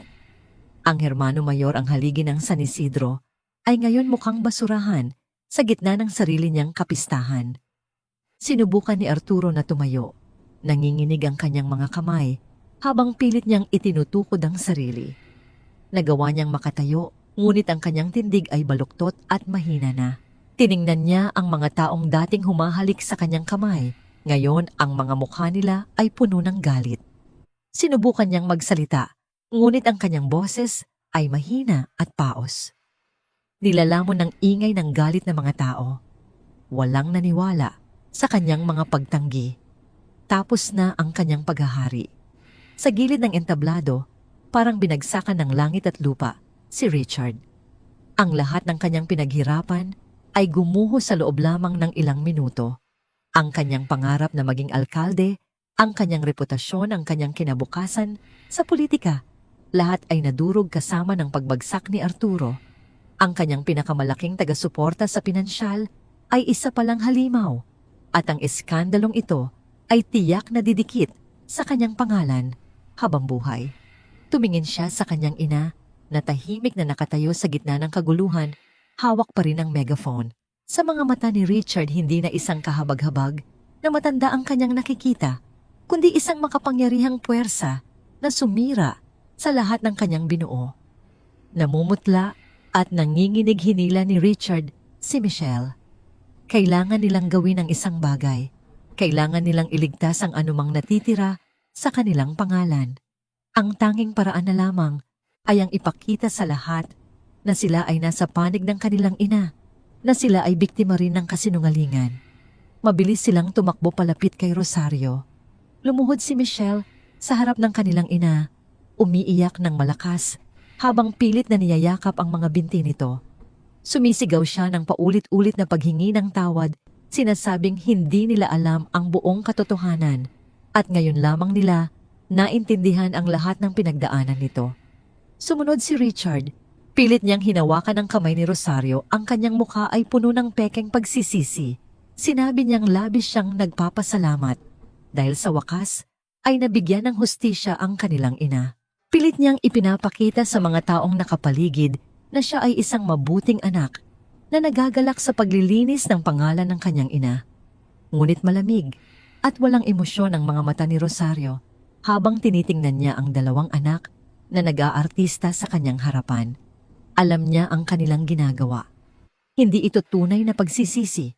Ito ay pagliligtas sa sarili. Dahan-dahan, ngunit may puwersa hinila ni Rosario ang kanyang kamay mula sa pagkakahawak ni Richard. Itinulak niya ng bahagya si Michelle upang makawala sa pagkakayakap nito. Ang pag-iyak ng kanyang anak na babae ay biglang natigil. Gulat itong napatingala sa kanya. Itinaas ni Rosario ang megaphone sa kanyang bibig sa huling pagkakataon. Tumingin siya hindi sa kanyang mga anak, kundi sa mga taong nanonood sa kanila. Ang dalawang ito, sabi niya, ang kanyang boses ay kalmado ngunit matigas habang itinuturo sina Richard at Michelle, ang aking panganay na anak na gustong maging alkalde ninyo at ang aking anak na babaeng ikinahihiya ang kanyang pinanggalingan. Sila ang nagtulak sa akin sa putikan kagabi. Sila ang nagtapon sa akin sa isang madilim na bodega na pinamumugaran ng daga. Sila ang komandado ng pinto ng sarili kong bahay upang hindi ako makasira sa kanilang magandang imahe. Isang panibagong alon ng pagkabigla ang dumaan sa mga tao. Kung kanina ay galit ang nararamdaman nila, para kay Arturo ngayon ay matinding pagkasuklam naman ang naramdaman nila para sa magkapatid. Ang isang taong kayang talikuran ang sariling ina para sa ambisyon ay mas masahol pa sa isang kriminal. Ibinaba ni Rosario ang kanyang tingin sa kanyang mga anak. Ang kanilang mga mukha ay puno ng gulat at hindi makapaniwala. Hindi nila inasahan na isisiwalat din ng kanilang ina ang kanilang sariling kasalanan sa harap ng buong bayan. Ang utang na loob na sinasabi ninyo ay matagal nang nabayaran ng putik at dumi na ipinaligo ninyo sa akin. Sabi ni Rosario sa kanila, sapat lamang para marinig nilang dalawa. At ang aking responsibilidad bilang ina ninyo ay nagtapos na sa oras na pinili ninyo ang inyong mga sarili kaysa sa akin. Hindi ko na kayo mga anak. Ang bawat salita ay tila isang matulis na patalim na bumaon ng malalim sa mga puso ni na Richard at Michelle. Nanigas sila sa kanilang kinatatayuan hubad, hindi lamang sa harap ng buong bayan, kundi sa harap din ng kanilang sariling mga konsensya. Ang kahihiyan ay mas masakit pa kaysa sa anumang pisikal na parusa. Pagkatapos bitiwan ng mga salitang iyon, tumalikod si Rosario. Walang lingon-lingon nagsimula siyang maglakad palayo, sa entablado palayo, sa kaguluhan palayo sa mga taong sumira sa kanyang buhay. Ang mga tao sa kanyang dinaraanan ay kusang nagbibigay daan na parang isang reyna na naglalakad sa gitna ng kanyang mga nasasakupan. Ang kanilang mga mata ay puno na ngayon ng paggalang at paghanga. Nakita nila hindi lamang ang pagbagsak ng isang makapangyarihan, kundi ang pagbangon ng isang babaeng pinatumba, ngunit hindi kailanman sumuko. Iniwan niya ang plaza na puno ng sigawan at kaguluhan. Iniwan niya si Arturo na pinapaligiran ng mga pulis na dumating upang kontrolin ang sitwasyon. At iniwan niya ang kanyang dalawang anak, nakatayo sa gitna ng kahihiyan, dinuduro ng mga daliri, at tinitingnan ng may pandidiri ng lahat ng tao. Habang naglalakad siya pabalik sa daan, kung saan siya nanggaling naramdaman ni Rosario ang pag-angat ng isang napakabigat na pasanin mula sa kanyang mga balikat. 40 taon. 40 taon niyang dinala ang bigat ng isang kasalanang hindi niya ginawa. Ngayon, sa wakas malaya na siya. Ang paghihiganti niya ay hindi lamang ang pagbagsak ng kanyang mga kaaway, kundi ang muling pagbuo ng kanyang sariling dangal. Naglakad siya ng tuwid ang kanyang antigong Filipiniana ay humahampas sa kanyang mga binti, ang sikat ng araw ay tumatama sa kanyang mukha. Patungo siya sa isang bagong umaga. Hindi natapos ang kwento sa paglubog ng araw ng kapistahan.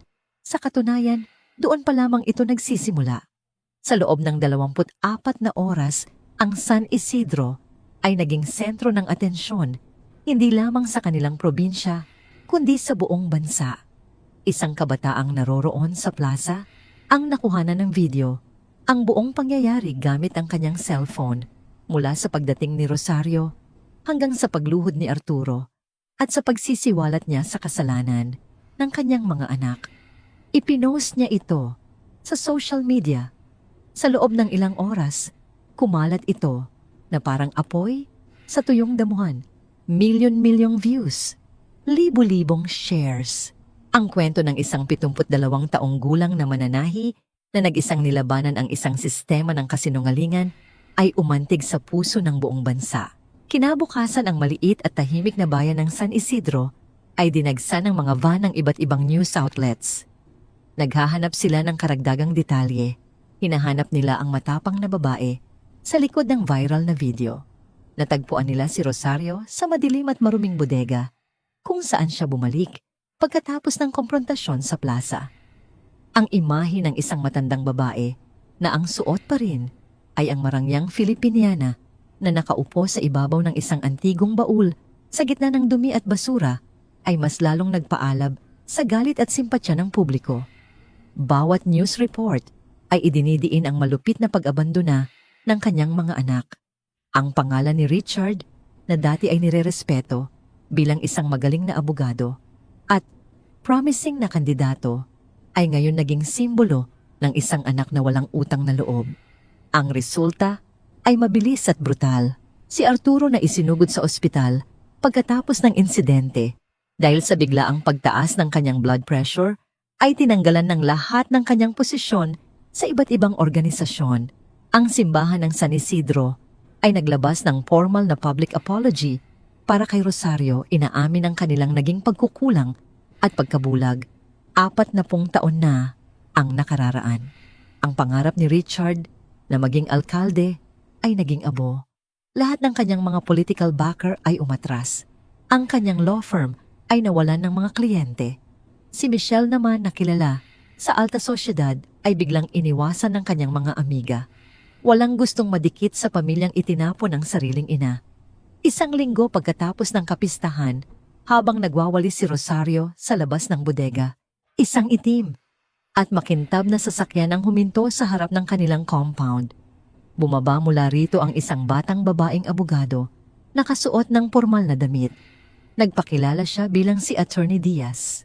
Isa raw siyang human rights lawyer mula sa Maynila at napanood niya ang kwento ni Rosario sa balita. Labis daw siyang naantig sa katapangan nito kaya nag-alok siya ng kanyang serbisyo pro bono walang bayad. Ipinaliwanag ni Attorney Diaz na ang ginawa ni Arturo ay hindi lamang isang simpleng kasinungalingan. Isa itong krimen ng paninirang puri na nagdulot ng matinding pinsala sa emosyon, reputasyon at kabuhayan ni Rosario sa loob ng 40 taon. May karapatan siyang magsampa ng kaso at humingi ng danyos para sa lahat ng nawala sa kanya. Noong una, nag-alinlangan si Rosario. Para sa kanya sapat na ang paglabas ng katotohanan. Ngunit ipinaalala sa kanya ng abogada na ang hustisya ay hindi lamang tungkol sa pag-amin ng kasalanan, kundi pati na rin sa pagbabayad sa pinsalang idinulot nito. Pumayag si Rosario. Kinagabihan, habang nakaupo siya sa labas ng bodega at tinitingnan ang mga bituin sa langit, 3 anino ang dahan-dahang lumapit sa kanya. Ang kanyang 3 anak, sina Richard, Michelle at Dennis. Magkakasama silang lumuhod sa damuhan sa harap niya. Ang kanilang mga muka ay gusot, ang kanilang mga mata ay namumugto sa kaiiyak. Wala na ang dating tapang ni Richard, ang pagmamataas ni Michelle o ang katahimikan ni Dennis. Ang naroon na lamang ay 3 talunang taong humaharap sa resulta ng kanilang mga desisyon. Si Richard ang unang nagsalita. Basag ang boses. Humingi siya ng tawad. Inamin niyang naging sakim siya, nabulag sa ambisyon at nakalimutan ang pinakamahalagang bagay sa mundo, ang kanyang pamilya. Ipinangako niyang babawi siya, na aalagaan niya ito at ibibigay ang lahat ng gusto nito. Sumunod si Michelle, humahagulgol. Sinabi niyang labis siyang nagsisisi sa lahat ng kanyang ginawa. Ang pandidiri niya sa kanilang kahirapan noon ang nagtulak sa kanya na talikuran ang sariling ina. Ngayon daw niya naunawaan na ang tunay na yaman ay wala sa pera kundi sa pamilya. Si Dennis naman ay hindi makapagsalita. Nakayuko lamang siya, ang kanyang mga balikat ay nanginginig sa tahimik na pag-iyak. Tiningnan sila ni Rosario isa-isa. Nakita niya ang kanilang pagsisisi, ngunit nakita rin niya ang takot sa kanilang mga mata, takot na tuluyan na silang itakwilang ang lipunan, takot na mawala ang lahat ng kanilang pinaghirapan. Hindi sumigaw si Rosario, hindi siya nagmura. Sa halip nagsalita siya ng may malamig at nakakapangilabot na kalmadong boses. Ang utang na loob, sabi niya, ay hindi parang damit na isinusuot lamang kapag malamig na ang panahon. Ito ay balat na dapat nakadikit sa inyong pagkatao. Ngunit pinili ninyong hubarin ang balat na yon at iwan sa putikan. Tumingin siya kay Richard. Ang iyong paghingi ng tawad ay hindi para sa akin, kundi para sa iyong pangalan na nawasak. Tumingin siya kay Michelle. Ang iyong mga luha ay hindi para sa sakit na naramdaman ko, kundi para sa iyong posisyon sa lipunan na nawala. At sa huli tumingin siya kay Dennis. At ang iyong katahimikan ay ang pinakamasakit sa lahat dahil ikaw ang may pinakamalaking pagkakataong tumayo para sa tama, ngunit pinili mong umupo. Tumayo si Rosario mula sa kanyang kinauupuan. Tiningnan niya ang kanyang 3 anak na nakaluhod pa rin sa lupa. Ang responsibilidad ng isang ina ay palakihin ang kanyang mga anak upang maging mabubuting tao. Sa tingin ko nabigo ako roon, sabi niya. Kaya ang aking responsibilidad sa inyo ay tapos na. Panahon na para harapin ninyo ang resulta ng inyong mga pagpipilian bilang mga matatanda na. Pumasok siya sa loob ng bodega. Bago niya isara ang pinto, nagsalita siya sa huling pagkakataon. Huwag na kayong babalik. Isang malakas na tunog ang nilikha ng pagsara ng mabigat na kahoy na pinto na tila isang huling hatol na ibinagsak. Sa labas, naiwan ang 3 magkakapatid umiiyak sa ilalim ng malamig na liwanag ng buwan. Alam na tuluyan na nilang nawala ang kaisa-isang taong nagmahal sa kanila ng walang kondisyon. Nang sumunod na linggo dumating ang balita. Ang pamilya ni Arturo sa takot na mabilanggo ang matanda sa mga huling araw ng buhay nito ay nag-alok ng isang napakalaking halaga bilang out-of-court settlement. Sapat na pera para bumili ng isang bagong bahay, magtayo ng panibagong negosyo at mamuhay ng komportable habang buhay. Tinanggap ni Rosario ang alok hindi dahil sa pera, kundi dahil ito ang simbolo ng kanyang panalo. Ito ang kabayaran sa 40 taon ng luha, kahihiyan at pagdurusa. Ang hustisya minsan ay mabagal, ngunit kapag dumating ito, dala nito ang bigat at lakas ng panahon. Isang maindayog na tunog ang pumupuno sa isang maliit na bahay na naliligo sa ginintuang liwanag ng umaga. Hindi ito ingay ng trapiko o hiyawan mula sa kapitbahay. Ito ang pamilyar at nakakakalmang tunog ng isang makinang panahi. Isang lumang modelo na pinapatakbo ng paa na ang bawat pag-ikot ng gulong ay lumilikha ng isang perpektong hilera ng tahi. 8 buwan na ang lumipas mula nang yumanig ang bayan ng San Isidro. Nakaupo si Rosario sa harap ng kanyang makina, ang kanyang mukha ay kalmado at payapa. Sa halip na madilim na bodega siya ngayon ay nasa loob ng isang maliit, ngunit maaliwalas na bahay na gawa sa kahoy na may malalaking bintanang salamin na nagpapapasok sa sikat ng araw at sa amoy ng mga bulaklak mula sa kanyang hardin. Binili niya ang bahay na ito gamit ang perang nakuha niya mula sa pamilya ni Arturo.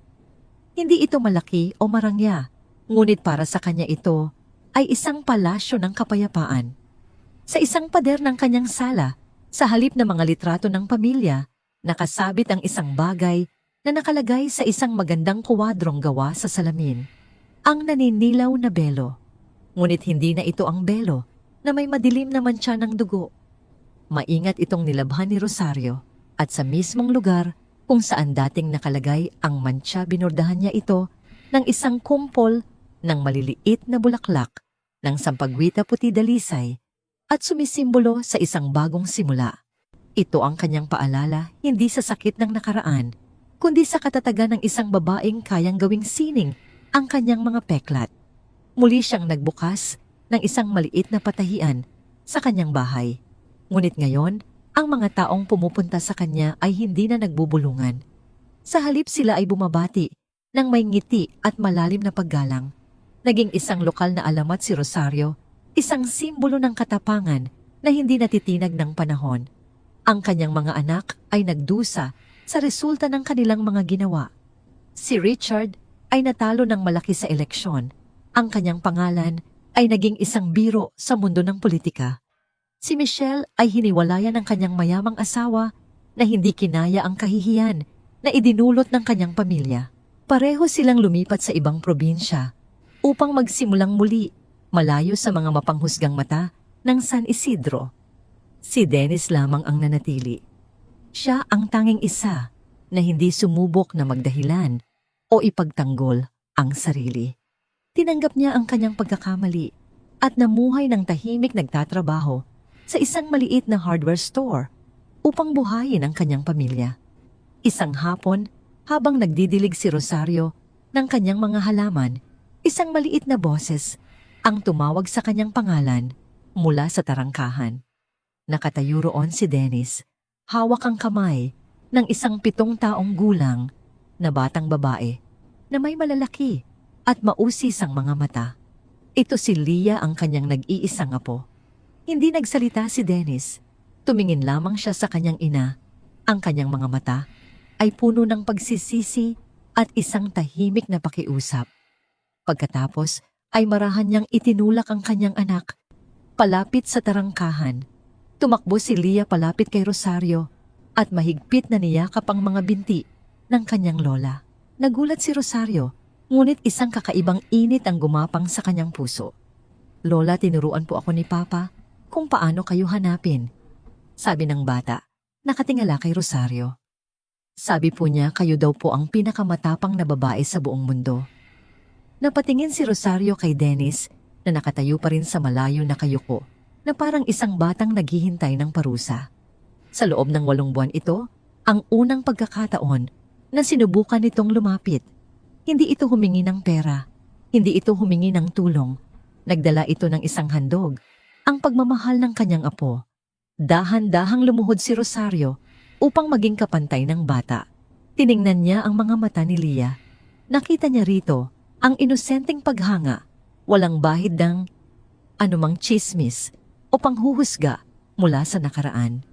"Gusto niyo po ba akong turuan kung paano magburda, Lola?" Tanong ng bata. Ang kanyang boses ay puno ng pag-asa. "Sabi po ni Papa kayo daw po ang pinakamagaling na mananahi sa buong San Isidro." Isang maliit na ngiti ang unti-unting gumuhit sa mga labi ni Rosario, isang tunay na ngiti na hindi niya naipakita sa loob ng napakatagal na panahon. Hindi niya pinansin si Dennis. Sa halip hinawakan niya ang malambot na kamay ni Leah at dinala ito papasok sa kanyang bahay. Pinaupo niya ang bata sa isang maliit na bangko sa tabi ng kanyang makinang panahi. Kumuha siya ng isang maliit na piraso ng telang katsa, isang sinulid na kulay rosas at isang malaking karayom na hindi matulis ang dulo. "Ang pagbuburda," sabi ni Rosario sa kanyang apo. Ang kanyang boses ay malumanay at puno ng pasensya, ay parang pagbuo ng isang kwento. Bawat tahi ay isang salita, bawat kulay ay isang emosyon. Sinimulan niyang ituro kay Leah ang mga pangunahing tahi. Ang bawat galaw ng kanyang mga kamay ay maingat at puno ng pagmamahal.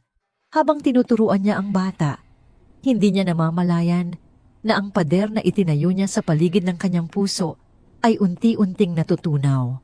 Mula sa bintana, tahimik na nanonood si Dennis. Nakita niya ang kanyang ina na tumatawa habang itinutuwid ang mga daliri ng kanyang anak. Isang luhang mainit ang tumulo mula sa kanyang mga mata. Isang luha, hindi ng pagsisisi, kundi ng pasasalamat. Alam niyang hindi pa siya tuluyang napapatawad. Alam niyang mahaba pa ang daan na kailangan niyang lakbayin upang muling makuha ang tiwala ng kanyang ina. Ngunit ang eksenang nakikita niya ngayon ay isang maliit na sinag ng pag-asa. Tinuruan ni Rosario si Leah hanggang sa dumilim. Nang oras na para umuwi, hinatid niya ang bata sa tarangkahan. Bago sila umalis, yumuko si Leah at hinalikan ang magaspang na kamay ng kanyang lola. "Babalik po ako bukas, Lola," sabi ng bata nang may malaking nangiti. Tumango si Rosario. Pagkatapos ay tumingin siya kay Dennis sa unang pagkakataon. Walang salitang namutawi sa kanilang mga labi, ngunit sa isang tinginan lamang, isang mensahe ang naiparating. Ang pagpapatawad ay hindi isang beses na desisyon, kundi isang mahabang proseso. At para sa kapakanan ng inosenteng batang ito, handa siyang subukang magsimula. Pumasok si Rosario pabalik sa kanyang bahay. Umupo siya sa kanyang silya at tiningnan ang maliit na telang. May mga hindi perpektong tahi na gawa ng kanyang apo. Ito ang simula ng isang bagong legasiya. Ang sining ng pagbuburda na minana niya mula sa kanyang ina ay hindi na mamamatay. Ipapasa niya ito sa susunod na henerasyon, isang henerasyon na hindi na kailangang danasin ang sakit na kanyang pinagdaanan. tumingin siya sa labas ng bintana. Ang araw ay tuluyan ng lumubog at ang kalangitan ay napuno ng libu-libong kumikinang na bituin. Sa loob ng 40 taon, nabuhay siya sa dilim. Ngunit ngayon, sa wakas natagpuan na niya ang kanyang sariling liwanag. Ang tunay na hustisya ay hindi lamang ang pagpaparusa sa mga nagkasala. Ito ay ang kakayahang muling buuin ang sarili mula sa mga piraso ng nakaraan at itahi ang isang bagong kinabukasan na mas matibay, mas makulay at puno ng pag-asa. At sa tahimik na gabing iyon, alam ni Rosario na ang kanyang bagong umaga ay nagsimula na.